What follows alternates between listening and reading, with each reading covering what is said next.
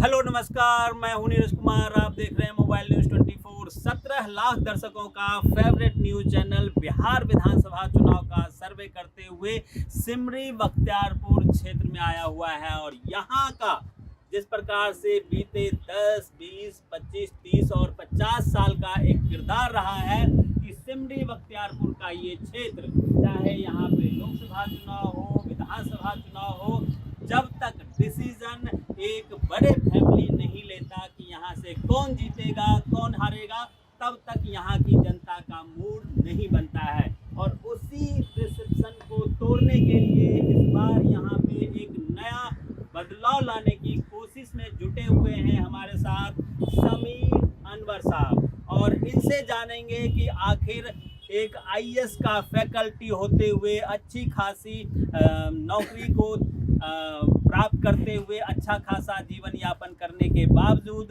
AC में बैठने के बावजूद, आखिर ऐसा क्या हुआ कि दिल्ली को छोड़ के और सिमरी बख्तियारपुर में आ गए हैं, जहां साल का 4 महीना देश दुनिया से कभी कट आउट हो जाता था। हालांकि अब कुछ सड़कें जरूर बन गई है, लेकिन स्थिति कमोवेश वैसी ही है। मुझे लगता है शहर में जरूर यहाँ पे सड़कें बन गई है, लेकिन यहाँ से दूर दराज के गांव में जाने के लिए आज भी आपको नाव का सहारा लेना पड़ेगा। अनवर साहब, आप बताएं। आपके पुराने दादा लाई विधायक हैं, यूसुफ सलाउद्दीन की बात मैं कर रहा हूँ। उनका जगह जगह एक बोर्ड चल रहा है और उस पर वो डिस्प्ले में दिखाते हैं कि हमने यहाँ पे सड़कें बना दी है, हमने यहाँ पे कॉलेज बना दिया है, मेडिकल कॉलेज बना दिया है। हालांकि वो प्राइवेट मेडिकल कॉलेज है। कई सारी चीज़ें वो अपने बोर्ड में दिखाते हैं। इन चीज़ों से जनता में क्या प्रभाव होगा कि उन्होंने ये सारे विकास कर दिए हैं। जैसे आपने कहा कि हम यहाँ कॉलेज बनाएंगे, जो कि नहीं है, वो कहेंगे कि हमने तो कर दिया, हमने सड़कें बना दी है, हमने बाढ़ के लिए यहाँ पे बांध बना दिया है, जो पहले नहीं था। हालांकि वो बनाए हैं या कौन बनाया है ये बाद की बात है, लेकिन लोग कहेंगे भाई यहाँ विकास तो चल रहा है, पहले से थोड़ा बेहतर है। आप क्या नया लोगों को देंगे? आपके एजेंडे में ऐसा क्या नया होगा, जैसा कि प्रशांत जी कहते हैं कि ये सोच के आप वोट दीजिए? जनता को वो मैसेज आप कैसे पहुंचाएंगे? क्योंकि प्रशांत जी हर गांव तो नहीं जा सकते, इसकी जिम्मेदारी आपके ऊपर है। और जिस प्रकार से जातिवाद यहाँ पे कूट कूट के बसा हुआ है, उसे तोड़ने के लिए आपने क्या क्या प्लानिंग किया है, क्या रोड मैप बनाया है?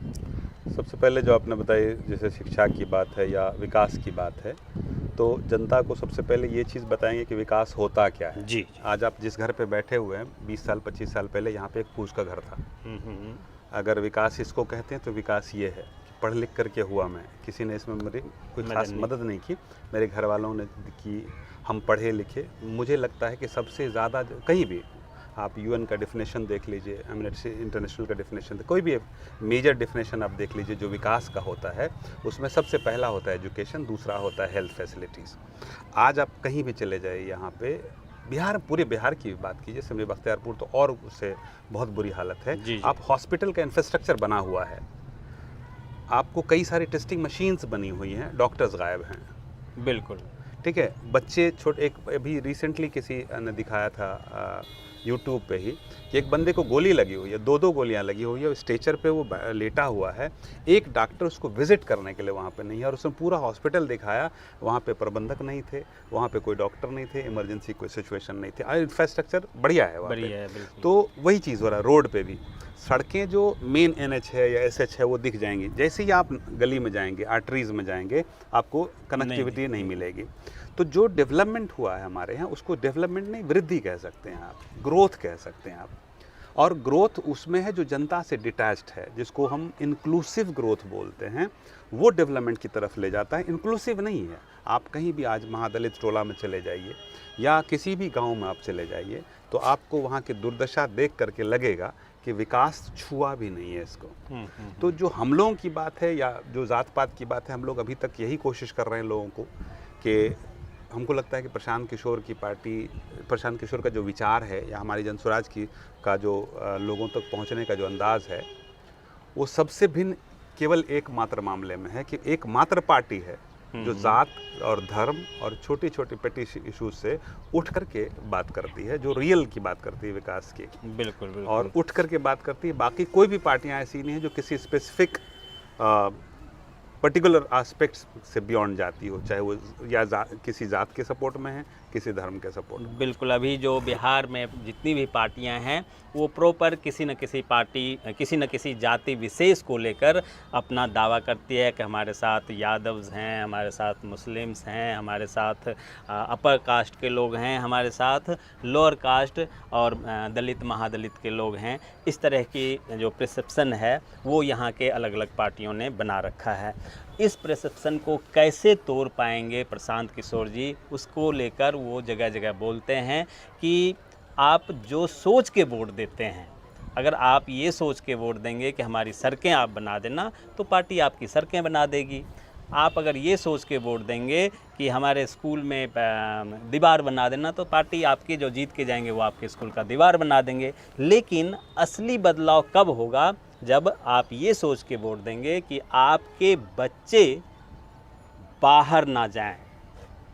10वीं पढ़ने के बाद दिल्ली, पंजाब, मुंबई जो भटकते हैं और वहाँ जो उनकी दुर्दशा होती है, उससे अगर आपको बचना है तो उनके साथ आप अटैच होइए, उनके मिशन से जुड़िए। हमारी एक इसी पे बात होती है, जैसे जनरली हम जब गांव-गांव घूमते हैं जी जी, तो बहुत सारे लोगों से जो प्रशांत किशोर की जो मेन बात होती है कि भाई हम बिहारी हैं, हम बिहार का बदलाव चाहते हैं। तो सबसे बढ़िया एग्जाम्पल उसमें कोरोना का दिखता है। जी बिल्कुल। कोरोना के समय में जब आपको भगाया जा रहा था, आपकी दुर्दशा हो रही थी, आप पैदल चलते हुए मर रहे थे, पुलिस वाले आपको गुजरने नहीं दे रहे थे, लोग डंडे लाठी से मार रहे थे, आप गालियां खा रहे थे। उस वक्त कोई यादव नहीं था, उस वक्त कोई दलित नहीं था, उस वक्त कोई मुसलमान नहीं था, उस वक्त कोई अपर कास्ट नहीं था, सब के सब बिहारी थे, सब के सब बिहारी मजदूर थे। और चाहे आश्चर्य की बात ये थी कि जो मीडिया भी दिखा रहा था, चाहे वो IAS ऑफिसर हो, अगर बिहार के तरफ जा रहे हैं तो वो बिहारी मजदूर ही कहलाता था। चाहे वो पैदल जा रहे हों, गाड़ी से जा रहे हों, तो वो जो एक जत्था होता था, उस जत्थे को बिहारी मजदूर के नाम से जाना जाता था, चाहे आप वहाँ पे मैनेजर बने हुए थे या कुछ भी थे। और ये जो स्थिति बनी थी पूरे देश में, चेन्नई से कोई जा रहा है, उससे पूछिए कहाँ जा रहे हो, तो वो कहता था बिहार जा रहे हैं। अगर आप किसी जम्मू कश्मीर के लोगों से पूछिए कहाँ जा रहे हो सड़क पे, तो वो भी कहता था बिहार जा रहे हैं। आखिर ऐसा क्या था कि पूरे देश में बिहारी ही मजदूर थे, दूसरे राज्यों के मजदूर क्यों नहीं थे? जबकि देश का एक बड़ा क्षेत्र बिहार को माना जाता है, जहाँ से 40 लोकसभा के मेंबर जाते हैं। और ये लोकसभा की बात छोड़ दीजिए, जहाँ से अब तो थोड़ा सा बदलाव आया है, और क्योंकि आप IAS इंस्टीट्यूट में बच्चों को पढ़ाते हैं, तो एक समय ऐसा होता था जब बिहार के करीब 40% IAS कंप्लीट करने वाले युवा होते थे। और उस बिहार की स्थिति ऐसी थी, उसे देखने के बाद बड़े बड़े लोगों के दिल दहल गए। इन चीज़ों पे, क्योंकि आप उस इंडस्ट्री से जुड़े हुए हैं, युवाओं को स्किल्ड दे रहे हैं, उन्हें चाहे IAS, IPS या BPSC या और अन्य जो उनका ध्येय है उसे प्राप्त करने के लिए आप एजुकेट करते हैं। आपको क्या लगता है, इतने सारे जो IAS, IPS यहाँ से कंप्लीट करके गए, वो जहाँ जिस सिटी में गए वहीं के रह जाते थे और वो वापस बिहार आते भी नहीं थे? इसके पीछे क्या रीज़न रहा होगा? ये एक बेसिक माइग्रेशन थ्योरी है। जैसे अगर आप देखें, जो मानसिकता होती है हमारी, कि अगर हम कोई भी इंसान उस लेवल का सेक्रीफाइस करने के लिए तैयार नहीं होता है। जैसे सपोज़ कीजिए कि हमारे बच्चे अभी बहुत अच्छे स्कूल में पढ़ रहे हैं, DPS में पढ़ रहे हैं, हमको हॉस्पिटल की फैसिलिटीज़ मिली है, बड़ा सा बंगला मिला हुआ, एयर कंडीशन मिला हुआ, धूल धक्कड़ नहीं है, तो हम क्या करते हैं कि हम उसके आदी हो जाते हैं, हमारी फैमिली आदी हो जाती है। अब अचानक आप बोलिएगा हमको जहाँ पे सही से हॉस्पिटल नहीं है, कोई ढंग का स्कूल नहीं है, तो वहाँ पे आके बोलिएगा रहने के लिए, तो मुश्किल होगा, नहीं रह पाएंगे। तो बिहार की गवर्नमेंट की ये जिम्मेदारी है कि एटलीस्ट पोस्ट रिटायरमेंट ही लोग अगर अभी बुला लें वहाँ पे, उसके जैसे उसका प्लान है हम लोगों का। एक रिटायरमेंट के बाद क्या होता है कि लोग चाहते हैं गाँव में आना, बिल्कुल बिल्कुल, लेकिन आपके पास जो बेसिक फैसिलिटीज़ है वही नहीं है। अब जैसे यहाँ पे देखिए थोड़ी सड़कें हैं ठीक, लेकिन जैसे आर्टरीज में जाएंगे नहीं ठीक होगी, लोगों के मिलने जुलने। एक भी अब सिमरी बख्तियारपुर की मैं बात बता रहा हूँ, बहुत ज़्यादा तो मैं नहीं बाहर की बात। सिमरी बख्तियारपुर में एक बस स्टैंड नहीं है, एक पार्क नहीं है, कोई भी एक बढ़िया रेस्टोरेंट ढूंढिएगा नहीं मिलेगा, कोई भी एक बढ़िया शॉपिंग मॉल जिसमें आप ढंग के लोग, जैसे पोस्ट रिटायरमेंट के बाद लोग चाहेंगे, हम लोग जैसे लोग बिल्कुल दिल से चाहेंगे यहाँ बसना, क्योंकि बचपन से हमारे दोस्त लोग जो भी बड़े हैं, बच्चे हैं, छोटे हैं, सब यहाँ से उनके साथ बड़े हैं। आप भी बिहार से हैं, तो आप भी एटलीस्ट बुढ़ापे की ज़िंदगी ज़रूर चाहेंगे कि हम यहीं यहाँ पे आके गुजारें।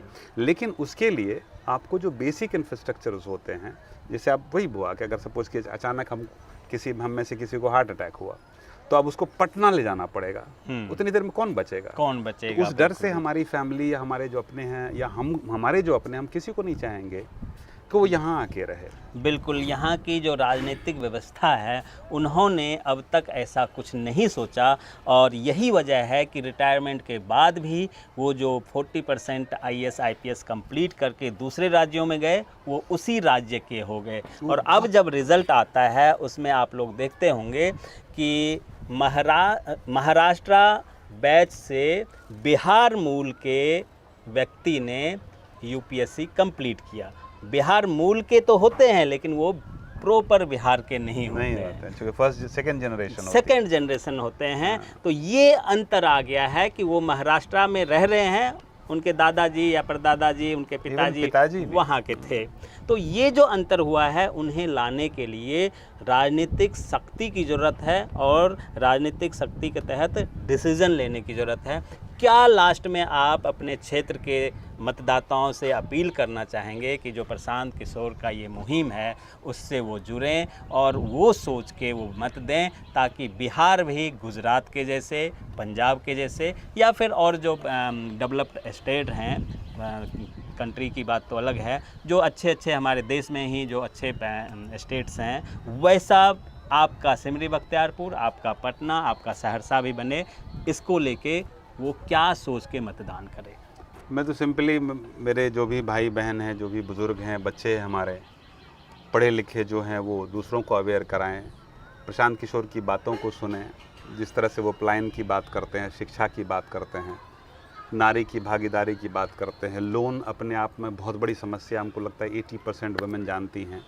किसानों की जो बात होती है, तो बेसिक ये है कि किसी की भक्ति में ना वोट करें, कि पहले से कोई चले आ रहे हैं, कोई रस्मन है, ये आप वोट देना आपका अधिकार है, जो आपके पूरे ज़िंदगी के हर पहलू को डिसाइड करता है। तो वोट देते वक्त आप केवल कोई एक मात्र कि हमारी ज़ात के हैं, हमारे धर्म के हैं, या हमारे भैया हैं, चाचा हैं, इतने दिनों से आ रहे हैं, इनको आप कभी क्राइटेरिया मत बनाइए।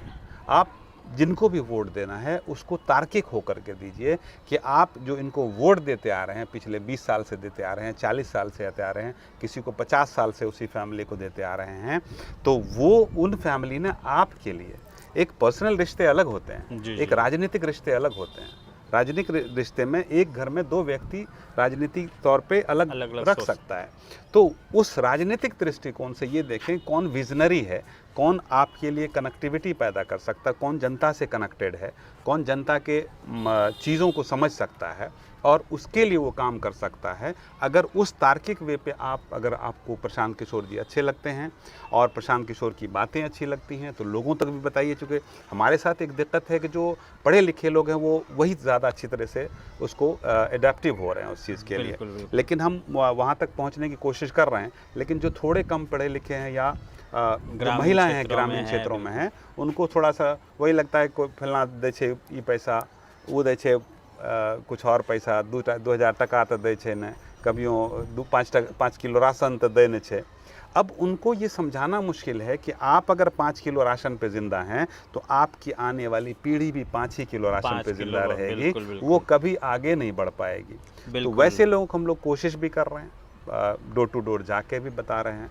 बिल्कुल। और अगर आप इन चीज़ों को बदलना चाहते हैं, गरीबी रेखा और अमीरी रेखा के बीच में जो एक खाई है, जो दीवार है कि आप उस पार नहीं जा सकते, आप BPL वाले हैं, आप APL वाले हैं, अगर उस खाई को पाटना चाहते हैं तो डिसीज़न लीजिए, आप अपने बच्चों के भलाई के लिए वोट कीजिए। और लोकतंत्र के इस बड़े त्यौहार में, क्योंकि जब तक अच्छे लोग चुनकर नहीं जाएंगे तो विधानसभा जैसे मंदिर में वो डिसीजन नहीं ले पाएंगे, वो वहाँ अपनी बात को, आपके क्षेत्र की बात को नहीं उठा पाएंगे, तो आपका भला नहीं हो पाएगा।